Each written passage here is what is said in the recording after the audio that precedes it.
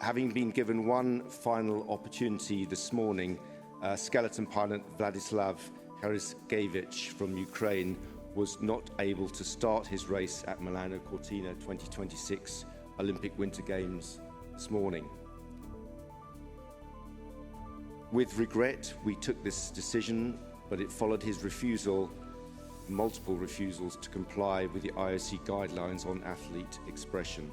Despite multiple exchanges and in-person meetings with the IOC and Mr. Heraskevych, the last one just this morning at 7:30 with the IOC President Kirsty Coventry, who was in Cortina to meet him, he would not consider the many compromises that we offered him, and regretfully, he will not start and will not compete. Regarding disqualifying the Ukrainian athlete, does this not just magnify the issue? We dearly wanted him to compete. It would have sent a powerful message. Would send a very powerful message. We were happy to provide him with a number of occasions to express his grief. Athletes themselves have asked for a safe space to compete, and this is what we have done. It's not about his message. It's absolutely not about the message that he wanted to give. It's simply the place. We wanted him before and after to express himself, but for that 1 minute of competition, we asked him not to make this expression. There has been some other incidents as well. There was figure skating. We can have a kind of universally agreed way of expressing grief, which is the black armband. If we go beyond that, as I said before, with 130 conflicts in the world, 130 different cases, think of the Middle East, think of Africa, think of South America. If everyone is allowed to express themselves in that way, beyond a black armband, it will create a field of play which becomes a field of expression. And even where one may or may not agree with the sentiments, you can see where that would lead to a chaotic situation. And particularly, I think we were concerned about, and when the athletes formed these rules, it's athletes' rules that came after consultation with 3,500 athletes and virtually all of the athlete commissions around the world, framed by the Athletes Commission, elected Athletes Commission. One of the key points they came up with was that we cannot have athletes having pressure put on them by their political masters to make messaging during the competition. So it's a protection. It's a protection. It's not about the message. It's about the place. My question to clarify the gentleman from Norway's.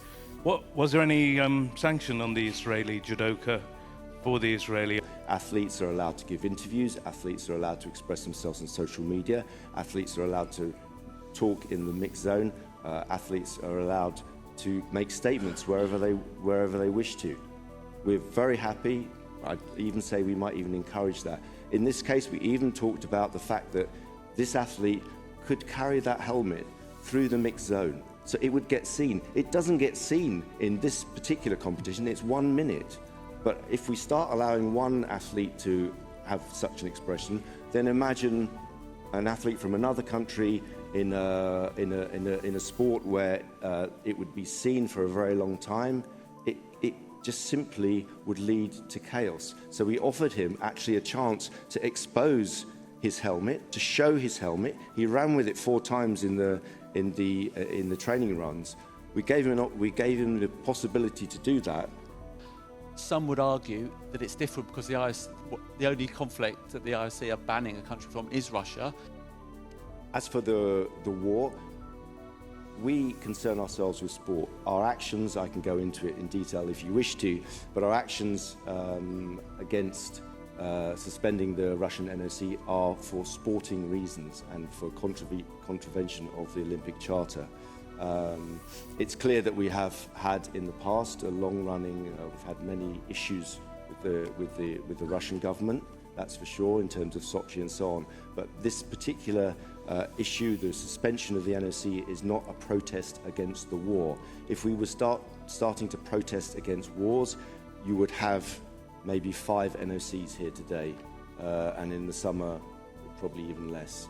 Because once you start, as a sporting organisation, once we start taking stands against wars and conflicts, there is no end. There is no end. And this leads into partly why we have these guidelines, is because if we start reflecting all of those conflicts in the world on the sporting field, there will be no sport.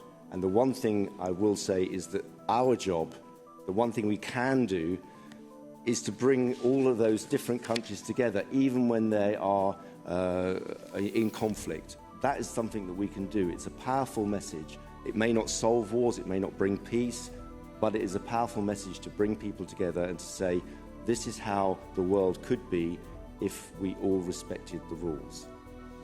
There have been Ukrainian athletes who have shown spontaneous signs of solidarity with Heraskevych, saying, in the end, sport without rules cannot function. It cannot function, and therefore we have to have rules. They're very clearly there. It's very clearly in the charter as well. We have to respect the rules. If we have no rules, we have no sport. In the interview with German broadcaster ZDF, Vladyslav Heraskevych said that the reason for stripping away his